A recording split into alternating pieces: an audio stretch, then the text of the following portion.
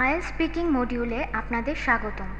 যদিও আইএলটিএস টেস্টটি পরিচালনা করে ব্রিটিশ কাউন্সিল, আইডিপি অস্ট্রেলিয়া এবং ইউনিভার্সিটি অব ক্যামব্রিজ, কিন্তু আইএলটিএস স্পিকিং টেস্ট সহ আইএলটিএসের যাবতীয় সিলেবাস এবং প্রশ্নপত্র তৈরি করে Cambridge university.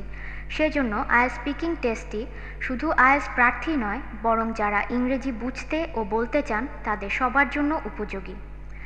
IELTS speaking module syllabus. IELTS speaking মডিউলে 3টি পার্ট বা পর্ব রয়েছে। পার্ট 1-এ প্রার্থীর ব্যক্তিগত তথ্য, প্রিয় শখ, আগ্রহ, শিক্ষাগত ও পারিবারিক বৃত্তান্ত সম্পর্কে জিজ্ঞাসা করা হয়। পার্ট 2-তে প্রার্থীকে একটি কিউ কার্ড দেখানো হয়। এখানে এক টুকরো কাগজে 1 মিনিটে কিউ কার্ডের বিষয়টি সম্পর্কে নোট নিতে বলা হয় এবং আরও 1 মিনিটে বিষয়টি সম্পর্কে প্রার্থীকে বলতে নির্দেশ দেওয়া হয়। পার্ট 3-তে পরীক্ষক প্রার্থীকে কিউ কার্ডের বিষয়টির সাথে সম্পর্কযুক্ত 6 থেকে 8টি তত্ত্বমূলক প্রশ্ন করেন। উদাহরণস্বরূপ, যদি কিউ কার্ডের বিষয়টি প্রিয় বই হয়, সেক্ষেত্রে পরীক্ষক পার্ট 3-তে প্রার্থীকে শিক্ষা অথবা বই প্রকাশনা অথবা লাইব্রেরি সম্পর্কে প্রশ্ন করে থাকেন, যেমন আমাদের শিক্ষা ব্যবস্থার সুবিধা বা অসুবিধা এবং পরিবর্তনসমূহ। সিলেবাস অনুযায়ী একটি সম্পূর্ণ আইএলটিএস স্পিকিং টেস্ট সম্পন্ন করতে 11 থেকে 15 মিনিট সময় লাগে। সিডিতে যা আছে।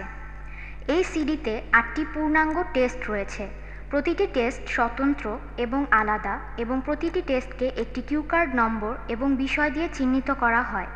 এতে করে আপনি সহজে বইয়ের প্রতিটি স্ক্রিপ্ট বা সংলাপের সাথে আমাদের রেকর্ডকৃত টেস্টগুলি মিলাতে পারেন।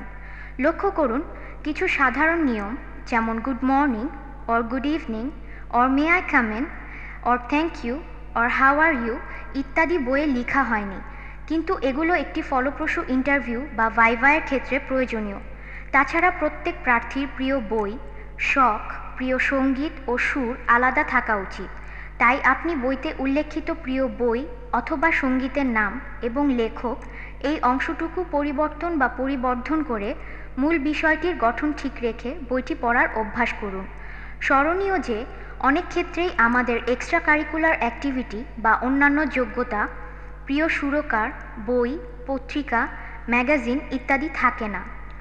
উদাহরণস্বরূপ বলা যায়, প্রার্থীর প্রাত্যহিক জীবন বা ডেইলি লাইফ বর্ণনা করতে হলে আমাদের নামাজ বা প্রার্থনা অথবা মর্নিং এক্সারসাইজ বা শরীরচর্চার বিষয়টি অবশ্যই পরিবেশন করা উচিত। যদিও অধিকাংশ প্রার্থী হয়তো নামাজ বা শরীরচর্চা করেন না, আমাদের মনে রাখতে হবে প্রতিটি ক্ষেত্রে আমাদের একটি সুন্দর, আদর্শ ও পরিবেশনযোগ্য তথ্য প্রকাশ করা উচিত। মনে রাখবেন, আইএলটিএস স্পিকিং টেস্টে প্রার্থী সত্যি বা মিথ্যা বলছেন কিনা তা যাচাই করা হয় না, বরং প্রার্থী কতটা গুছিয়ে, সুন্দরভাবে এবং কতটা দ্রুত বা ফ্লুয়েন্টলি কথা বলছেন তা মাপা হয়। উচ্চারণ। আমরা অক্সফোর্ড টকিং ডিকশনারি অনুযায়ী ব্রিটিশ উচ্চারণ সিডিতে রেকর্ড করার চেষ্টা করেছি। আমরা ব্রিটিশ উচ্চারণে কথা বলতে অভ্যস্ত নই, কিন্তু স্ট্যান্ডার্ড ব্রিটিশ উচ্চারণ আয়ত্ত করতে পারলে আইএলটিএস লিসেনিং টেস্টে ভালো করা যাবে।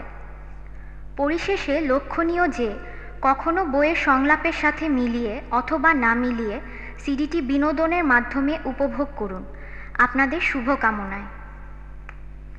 Q card number 28, benefits